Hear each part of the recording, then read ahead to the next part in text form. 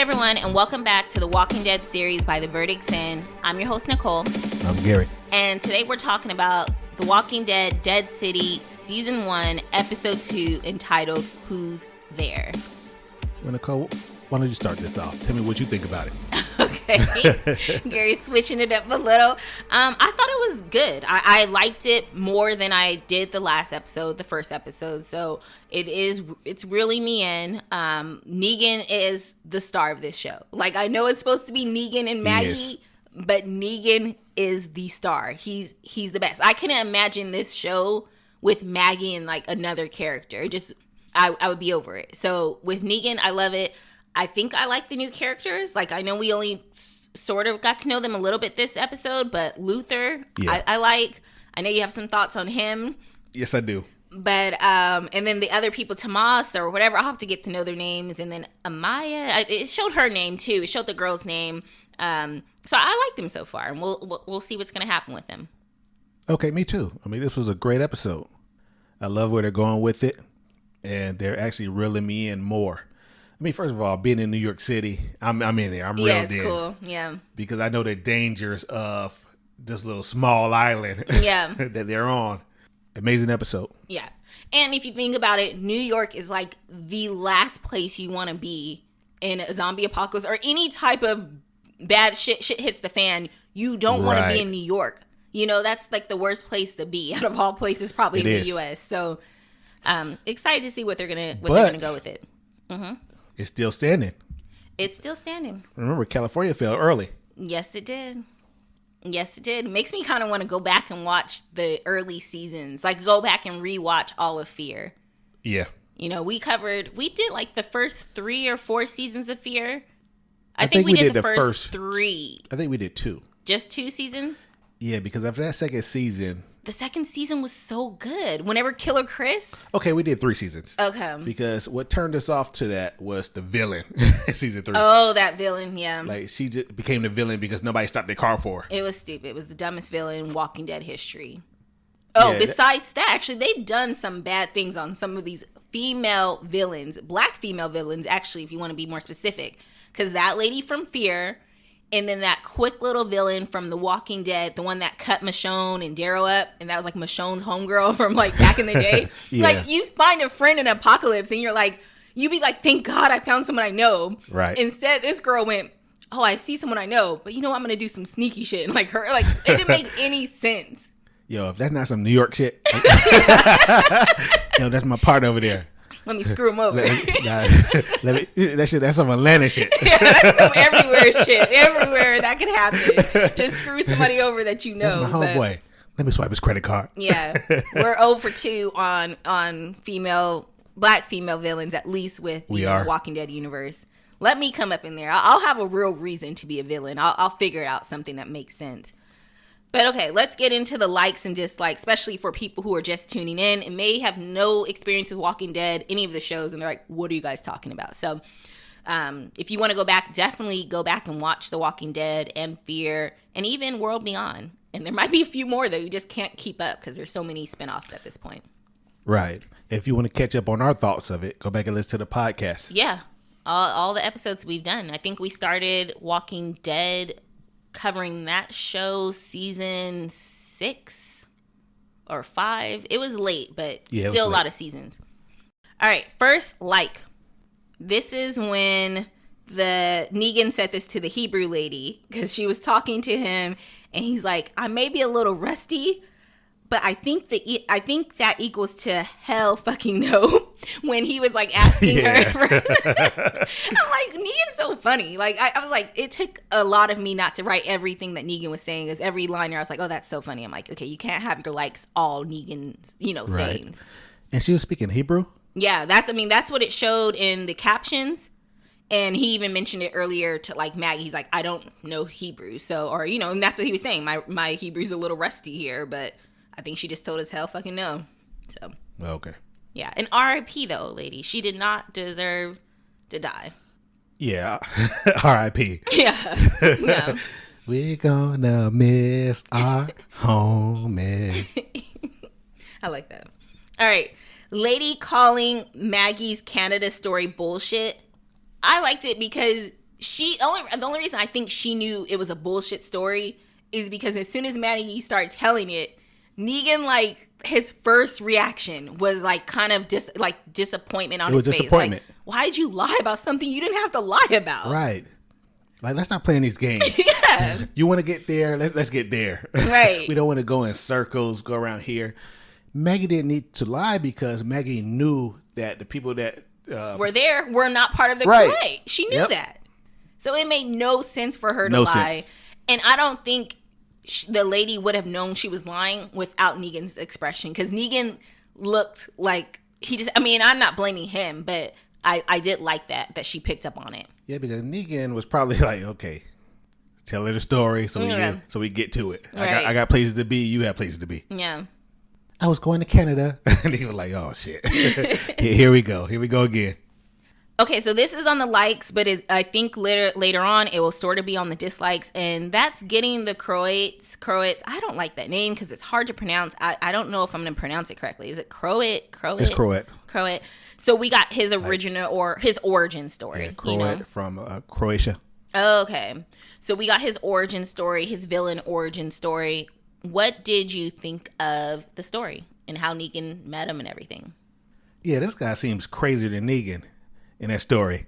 And Negan said when he came to him, he was already a little... No, he said he was appreciative when he came. He started calling him brother. Yeah, and I thought of Darrow and Rick. But no, he did... Barres. But there was some... He kind of implied there was some loose screws there. Right. But he implied it after. Yeah. That, hey, he called me brother. I was doing him a favor.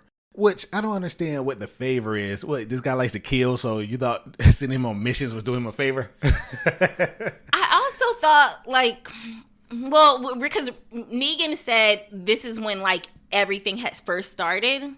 Or he implied it was, like, right after it first started when they met. But we saw Negan's origin story with his wife and, everything like that. So was it like right after that? And back then, Negan was a good guy. It probably was at the beginning because he said it started with the kingdom.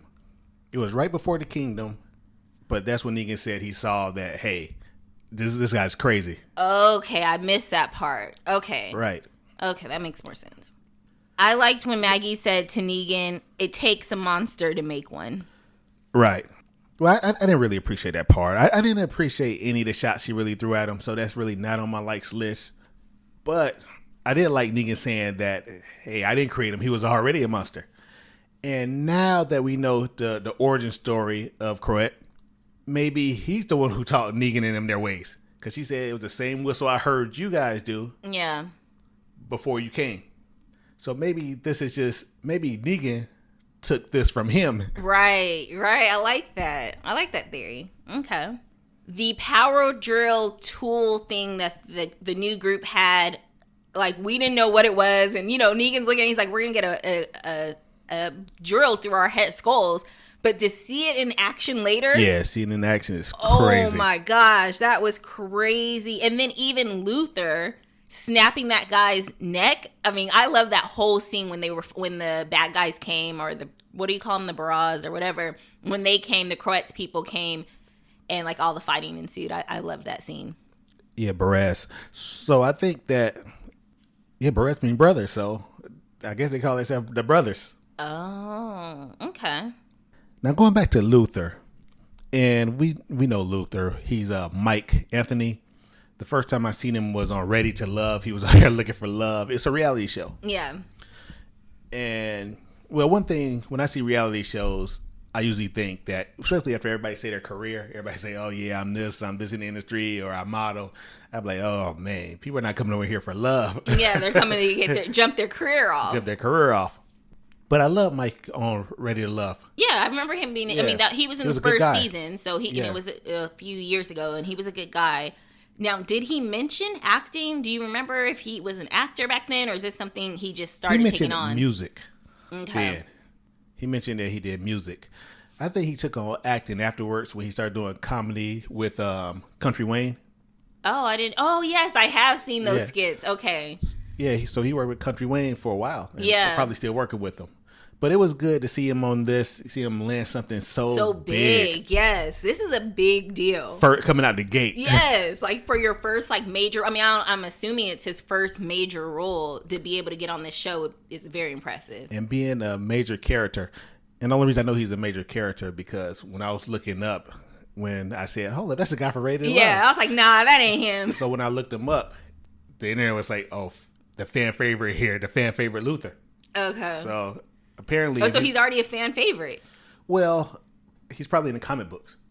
Oh, I just assumed this was all new. Well, usually when they say fan favorite, when somebody haven't said anything, yeah, I don't think of him being a fan favorite, just the character. Okay, right. Okay, yeah, because he didn't say one word. He didn't say anything. Nothing, but still collected that check. Like, show me the gig. Show me the sign up. But I love that character. I love the character Luther. He reminds me of what is this? What's the guy named? Tyrese. Okay, tell him what you were talking about. Yeah, he reminds me of Tyrese. They better not put him in the same position that they put Tyrese in. At all. It better not happen. We will stop podcasting. If I see Luther get beat up by like the Croat or Negan beat up Luther or even Maggie, if someone beats up Luther and they don't look like they should be able to beat Luther up, I'm quitting. I'm tired of it. They did it way too much. They did it with Tyrese, like you mentioned. Did it with Tyrese. And they did it bad with Tyrese. Remember, Rick whooped Tyrese's ass. It was not even like it was not even like a fair fight where like they both got good hits in. Tyrese was whooped after that. Right. And they did it after that. They did it a few times. Yeah, they did it again after. Oh, T-Dog. Yeah, but the worst part, T-Dog was yeah, I mean, Merle is pretty strong, so. Yeah, I expect Merle, because as soon as Merle whooped T-Dog ass, we realized T-Dog's name was Terrence. he changed his whole identity. He's changed his name to T-Dog once the apocalypse started. He's like, I'm about to change myself. When Merle beat him, he's like, I don't want to be a thug no more. Right? That life ain't for me. That's it. But I don't want them making him soft. We see how hard he is. He's more like their security. Yeah. He's watching over them as, everyone's sitting down sad and he's standing up watching everything. So I hope they don't get to that Morgan point, Tyrese point, the Daryl point, the point where, I can't kill anymore. I don't want to kill anymore. I can't kill. Thou should not kill. Thou should not take life. I don't want him to get to that point. Nah. I don't want him to get to that point, and I don't want him to get his ass beat by a small dude. Yeah. Yep. I better not see Negan beat him up. There's no way. There should be no way to do it, but we'll see. And not just saying like, if you're big, you can just beat somebody up. Yeah, not saying that, but we saw him in action. We saw him snap that guy's neck just seeing him in action, and really going back and seeing Tyrese in action. Mm-hmm. Well, after the fact, like all of a sudden after Rick beat him up, Tyrese just got badass, started killing stuff with his hand. Like he didn't need a weapon anymore. He was just throwing zombies around. Yeah. I'm like, no. Yeah. They already destroyed your character for me. Right. But I love Tyrese though. Same. All right, next is Negan was saying once again, and that's when he was talking to the brothers, and he was like, easy there, neckbeard. And then he's like, you have a neckbeard and a tail? Like, pick a fucking lane. He's like, the world went to shit, and then this is what you chose to look like? That's what he chose. Negan's so funny. Yeah, I thought that was hilarious. He chose to be who he was before. Right. I remember my brother had a tail. I had one. Oh, really? Yep. Yeah, like that was like popular in the 90s. Yep. And a little girl pulled it off. Like she was chasing him and then she ended up grabbing it and it pulled off his tail. And I remember like a big deal. It probably wasn't, but in my kid brain, it was like, oh my gosh, she tore his tail off. Yeah, I think mine got tore off too, playing football. Okay. Adult me is probably like, it was probably like a 20-minute conversation, but kid me, I just remember it being like the biggest story that week. Because, it's only on a little strand of hair. So it comes off so easily. Right. And then Tamamas, can't remember his name right now, but he mentions, hey, you can get on the island, but you can't get off. And because when we were watching the second time, I was like, why don't they leave? I wouldn't even stay there. And then Gary's like, remember, they said they burned all the bridges or, blew up the bridges and there's no way off. And yeah, sure enough, he said that. Right. Burned the bridges, destroyed the tunnels. And once you're on the island, they will destroy your boat. But once again, why do they want to keep people there? So they can be in charge, so they can have someone to threaten, or is like that's their hobby? Could be food. We're in a New York City. Where are you growing at? Yeah. These people could be cannibals. Oh gosh. I don't know. I don't know if we want to do that story again. Why keep you on this island? That's just weird in the first place. You want to keep me here so you could torment me? So you can play with me? Just let me go about my way. Right. I don't have time for this. You don't have time for this. We're 20 years in at this point. Like, chill. Yeah. One thing, I love the detail they put into this. Like, when the marshal came out of the building, his apartment, the first thing he saw was a pony. It was a pony or a horse on the wall right before the trap. Yeah. And me and Nicole, we were discussing it at the time. And Nicole made an excellent point about that pony. Yeah, I said it may be there outside of, like, right before every trap. So the people who are familiar with the traps, when they see that, they know, okay, if you feet away, there's a trap. But someone else, they just think it's a drawing on the wall. Yeah, so let's pay attention to the horses or the stallions, the pony, whatever that little white painting is. It's one of them. It looks like a horse. Right. Pay attention to that because I think, that means trap. Mm-hmm. And another like of mine is how much I disliked Maggie this episode. That just let me know how Lauren Cohan is just a great actor just to pull those emotions out of me. Yeah. Because the whole episode I'm sitting there like, why is she doing this? Why is she acting like this? Why is this? Why that? Like, you're actually making this episode unbearable. Like, right. if I was Negan, I would just take you out right now. Yeah, this is too much, Lauren. Like, go on. Or Maggie. I'm going to say Maggie because I want to make sure I'm talking about the character. Yeah, it's Maggie because Lauren Cohan is a great actor. Yeah. It's great because she is Maggie and she is getting on my nerves. Yeah, she is getting on my nerves. And actually, she's my first dislike. Really? Yeah. The first dislike I had. Well, do you have any more likes before we move to dislikes? No, let's move. Okay. And that is Maggie hesitating due to the music when she's on the zip line. And the reason why I didn't like it is because we've seen Maggie do some badass shit. We just saw her do badass shit the last episode. And here now, every time, it's like some moments she looks scared and like nervous, like, oh no. And then other moments she's like badass. So when she gets on the zip line, first of all, Negan told her she can get on first. And she goes, no, after you. Why? Like, stop playing these games. Stop with this. You know, either you're going to trust him in this moment or not. And if you can't trust him even just to get on a freaking zip line, then you don't need to be partnering with him. Get as much information out from him and then go. Because this is getting old at this point. It is. And so when she hesitated on the zip line, which barely let her get across, and then she didn't even accept Negan's help, I was like, I'm so done with you, Maggie. Just stop. I mean, I'm not obviously done with her, but she was getting on my nerves this episode. She has to stop acting how she's acting. One thing you mentioned before is there's no way that she could forgive Negan. And Negan is unredeemable. Mm-hmm. Which I said, I've been forgave Negan. Once he showed remorse and started apologizing, I forgave him. When Negan apologized and Maggie said, I'm grateful for your help, but I can never accept you. I can never accept that. Negan should have been fine with that. Right now, Negan is playing the game of, he still feels bad for what he did. As he should. As he shouldn't. Once you ask for first of all, only person that needs to forgive you is you. You need to forgive yourself. Once you forgive yourself about the situation and ask for forgiveness, if that person says, yes, I forgive you, no, forgive you, whatever their answer is what the answer is going to be. You can't live your life stuck in that moment. And that's it happens a lot in real life. People live their life stuck in a moment and keep doing favors for people that they feel like they did something wrong to back in the day, but you already made up for that. You made up for that when you apologized and you did your first favor. Yeah. It's a wrap from there on. Like, if I was Negan and Maggie, we're like, hold up, I apologize, you didn't accept. I moved on. I don't care if you moved on. Well, yeah. That's my attitude with it. Yeah. I moved on. I don't care if you moved on. I was sincere when I apologized to you, and I feel remorse. You know I did it. I did what I had to do, just like you did, or like you're doing what you have to do. So we're all doing what we have to do. I feel bad for what I did. I showed genuine remorse for what I did. The only forgiveness I need is myself and the man above. That's it. True. And he helped save Herschel's life. That's what I'm saying. I'm saying that he's like, there's only so much you could do for a person don't keep putting yourself, which Negan, I feel like he put himself in this particular situation because he still feels bad. Yeah. Me, I would have mugged her in her head when she walked up to me like, nah, get away from me. we already had our time. Right. We had our time on The Walking Dead. We're not going to do this here. Yeah. Well, another character that was a little annoying was in just a flashback of teenage Herschel acting bratty with Maggie.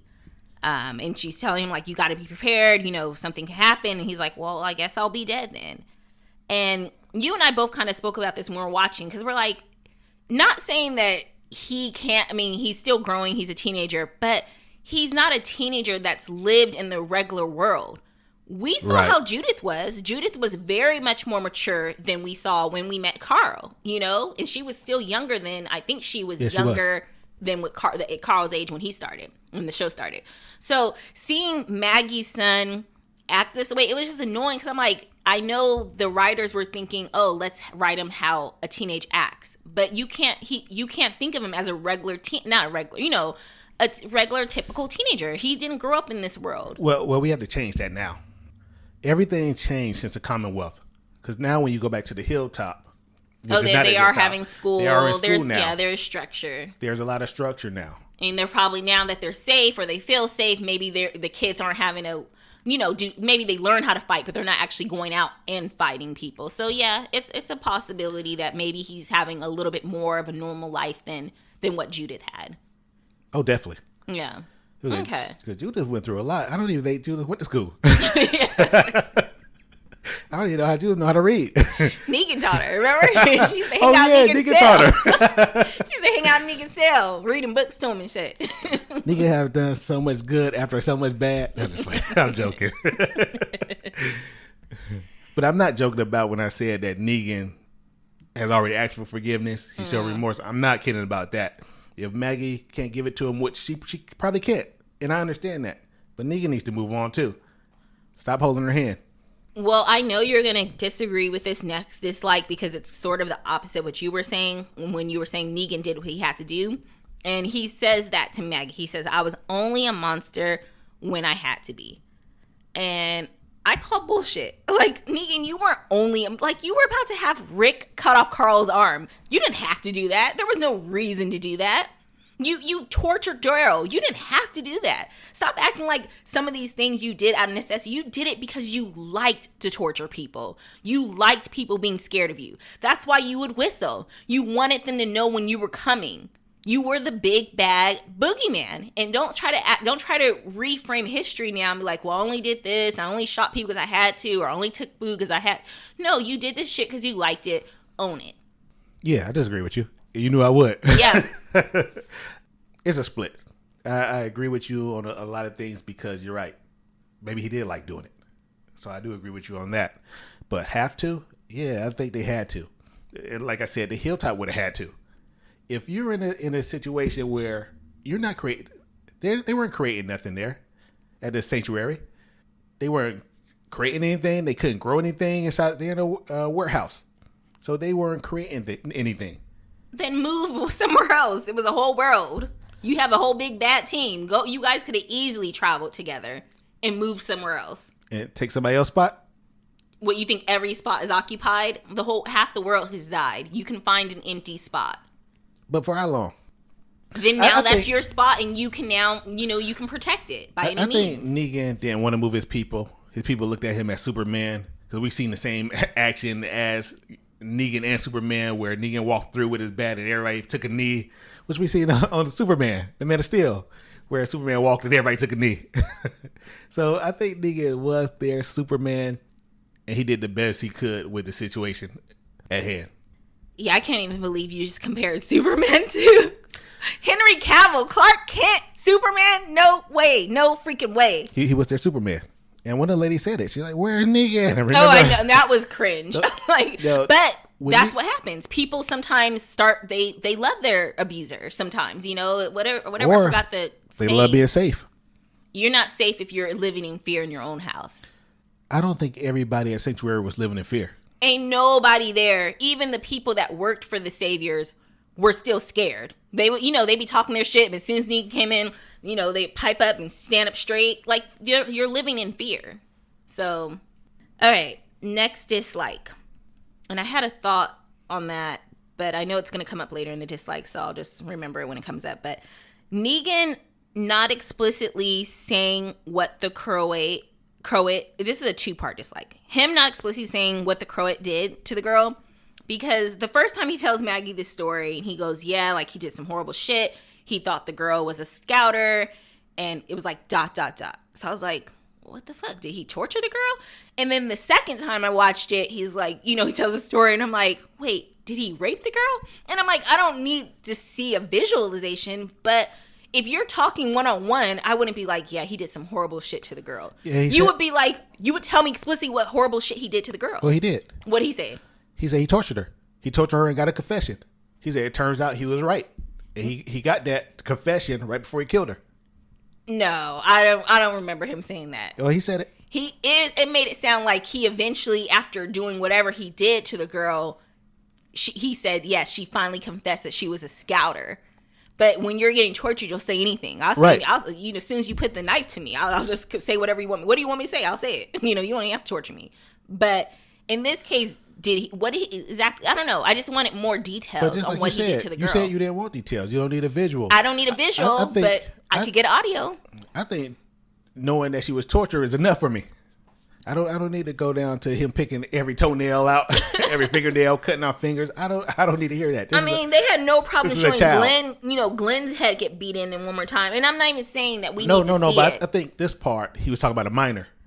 Okay, so I couldn't even tell if this girl was when they say girl, they meant like a young 20-something or an actual kid. I think it was a kid. It was a child. Well, then that makes it even worse, Negan. That doesn't make you look better. You sat around and watched a child get tortured. If kids get tortured in front of me, I'm gonna die because I'm gonna try to protect them. He didn't say he sat around and watched it. He said he told the guy to let her go, and he found out he didn't. He did the total opposite of what he asked him to do. But if he already knew this guy had a little screw looses and everything else, he did play a part. He can't just try. Once again, he's trying to erase history. He's trying to rewrite history. And I think we'll find out it was slightly different. I'm not saying Negan did something to her, but we know what Negan used to do. He used to have all these wives and all this other stuff. I do understand that, but explain to me what you mean by rewrite history. Okay, if you are with the boogeyman and you're like, hey, boogeyman, just let that girl go. I don't think she knows anything. She's not a threat. And you're like, you let her go. Why are you letting the boogeyman go? Why are you like, okay, I'll use a better example. People talk about R. Kelly. Like, it's like, okay, do you believe he did it or didn't do it? I don't believe he did it. Oh, well, would you let him watch your daughter, watch babysit your kids? Well, I ain't gonna let him babysit my kids. Then you obviously know he did some shit. Like, stop playing games. So stop trying to make something sound less than what it is. Yeah, but somebody that's like 5'3", you was reaching real high that right there. One thing they have anything to do with the other. You are reaching right now. I'm not reaching. I feel like he rewrote history and he's trying to act like he wasn't involved in what happened to this girl. No. I'm not saying he didn't physically he touched the girl, but he's responsible for the girl. But how much of the story, when you say rewrite history, and what I mean is, what about history, how would you have told the story? He told the story as if he was an innocent bystander that was there, versus all your actions and everything, your group and that team, that culture that you put together is what led to this. It's like neglect. When they have neglect and they sue companies, so they didn't do something bad on purpose, but the neglect led to the bad thing happening, and that's why they get in trouble for it.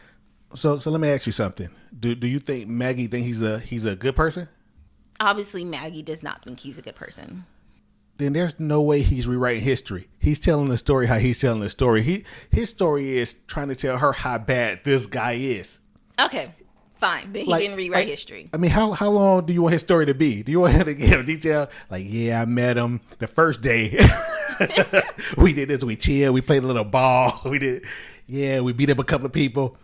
Day number 2, I know something's off about this guy. All right. Like, he had to get to the point with his story, and I think he made his point. I think we know that this is a bad guy, and I don't think anybody think that Negan's innocent. I know, and I'm not implying that. But the other thing, this is the second part of that 2-part. that I didn't like is he's saying, like, he's talking as if he knows this guy. And he goes, I know how he operates. But, like, Negan, it's been, like, 20 years. That's like someone saying that knew me in high school. Like, I know Nicole. You don't know me. It's 20 years later. I'm a whole different person. So for Negan to be like, I know how this guy operates. Are you telling me this guy has not changed any of his methods in the last 20 years? Well, I think he knows how he operates because, like we mentioned before, this is where Negan got his stuff from. This is where he got his scare tactics. So he been doing the same bullshit for 20 years now.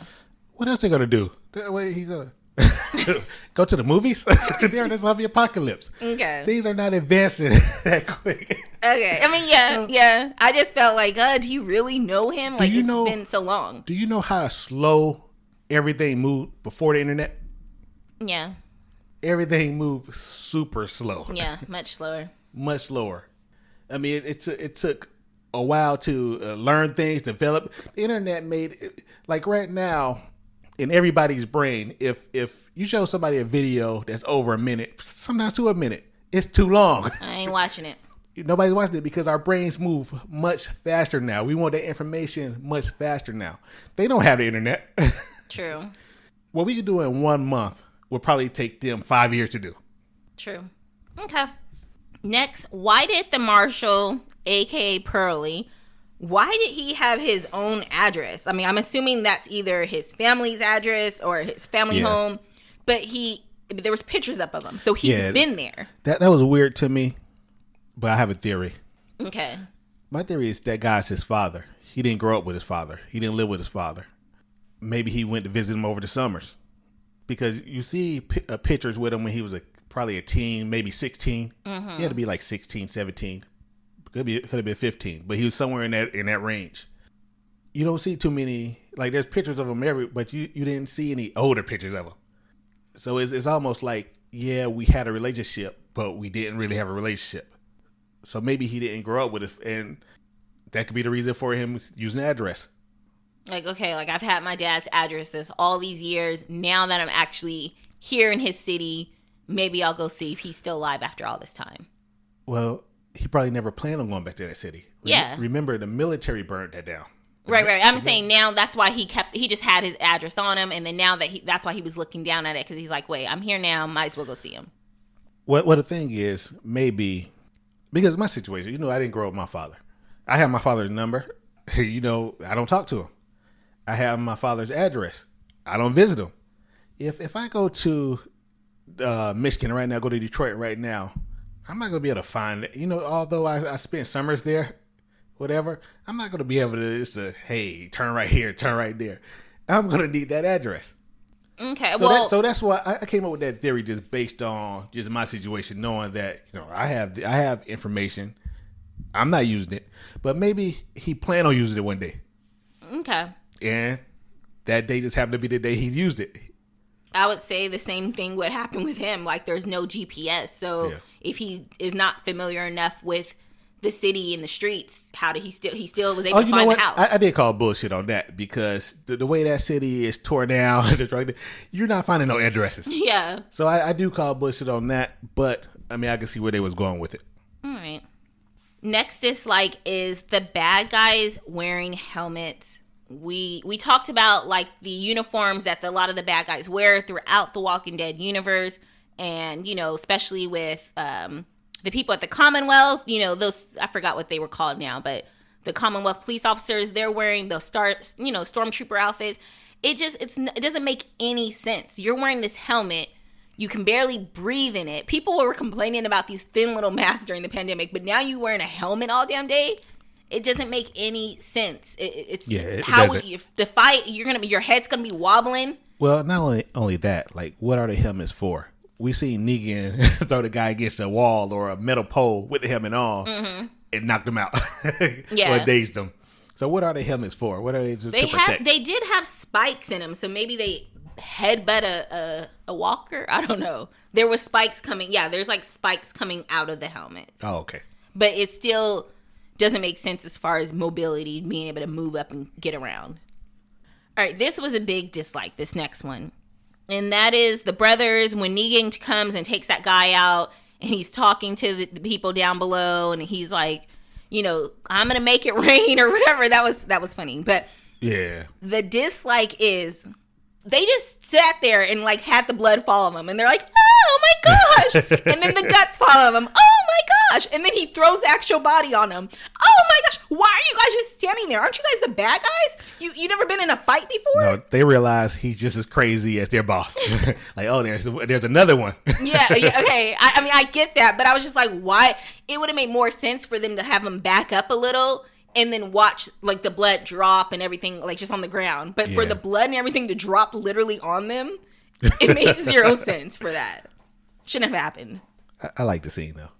My only dislike about that scene was after how Maggie looked at Negan, how Luther looked at Negan. It seemed like people was kind of shouting Negan for what he did. Like we're in the zombie apocalypse. We all just killed somebody. Yeah, and you guys had to seen shit before. Especially you guys got those drills. Come on. What made my murder any different from your murder? There is difference in certain murders. There is. But Maggie looking at him like, come on, Maggie, you seen it. But I think maybe she was in shock or it was getting flashbacks, the trauma once again. I don't understand why she followed him in the first place. I didn't either, but I thought because I was sort of suspicious when he said, everyone go on, I'll take care of this. I was like, oh man, Negan knows him. Like, because when he kept talking to the guy, I thought he like knew the guy and was like trying to tell him like, listen to me, I'm trying to get you out of this. Like, that's where my mind was. Oh, okay. So then when he took the guy, I was like, he's really going to take the guy and be like, yo, what the fuck you doing here? You almost messed up my spot. So, but when he didn't do that, I was like, oh. But when Maggie followed him, I was like, she probably was thinking the same thing I was thinking. But I may be overthinking it. No, that makes sense. And then last dislike for me is how was the marshal still in that trap when it came to night? Like, I mean, I know it was a good trap, but like, dude, you're a marshal. You were able to follow them here to New York and doing all this other MacGyver shit. You got out of that building without, with the walkers there. And, right. But now you can't get out of a trap. This is your first time in a trap? Yeah, I had an issue with that also. I'm like, you don't have a knife on you? Yeah, that'd be standard in the zombie apocalypse. And just say you didn't have a knife on you and you were up there when they came. Why didn't you have your gun ready? Exactly. Like, why are you going to wait to hit the ground and the guys walk up on you that you've seen get out the car? Right. You wait till they walk up on you to try to pull your gun out. At the very least, he would have been able, because when he got in the trap, it was daytime. When they found him, it was completely dark. So you're telling me you didn't even have time to like get in a position, in a fighting position. Like, okay, right. Someone pops up. If they look like a foe, I'll shoot them from here. Well, somebody's coming. Yes. There's a trap. Yes, there's a trap. I'm in a trap right now. I know someone's coming. I need to be prepared for when they get here. Right. So I don't understand why his uniform didn't have a knife, even a boot knife that Maggie had. Yeah, would have helped out. Something. And I don't understand why he wasn't ready. I agree. Yep. You gotta stay ready in zombie apocalypse. Yep, stay ready at all times. Like Maggie was telling Herschel. Although I told you about my character in the zombie apocalypse. I'm not out there. I'm not in the streets. Right. I'm turning to the chef. I'll cook for you guys. Any more dislikes? No, that's all for my dislikes. But there was something you brought up earlier when you were saying that you didn't understand, or why didn't Negan tell Maggie that the guy didn't mess with Negan in the first place? Yeah. That was a good point. Like, well, no, I didn't say that. But Maggie said that to Negan. Why didn't you tell me you guys didn't get along or that he would want to kill you? Yeah, Maggie said it, but I'm saying we spoke about it afterwards. Okay. And you was like, yeah, why didn't he say anything? Why would he choose to go that far? I have two things to say about that. He chose to go that far because he felt bad. You were asking for help and he was going to help you. You found his, daughter, but a girl he's caring for. You found her somewhere to live. So I'm pretty sure Negan don't care what happens to him. And this makes me think that, his wife and daughter is gone. If Negan was willing to go in there just to help Maggie out, knowing that he may not make it out, right? He doesn't have anything to go back to. I believe so. He doesn't have anyone to go back to. But my second part is when he told Maggie in the first episode, I don't think I'll be much help. Maggie should have listened. When people say something, believe them. Yeah. He said, why me? And when she told him what happened, like I heard the whistle, he said, oh, well, I'm not good. I don't think I'll be much help. that was the story. That chapter closed. Yeah. And it's possible the Croat has his wife and kid. So he might That's not be mentioning, anything to Maggie and thinking, I don't want her to think that she's helping me, so I'll act like I'm helping her. But really, we're going in there for my wife and kid. Oh, that's a dope theory. Yeah. I like that one. All right, let's get to most likely to die and I ain't fearing shit.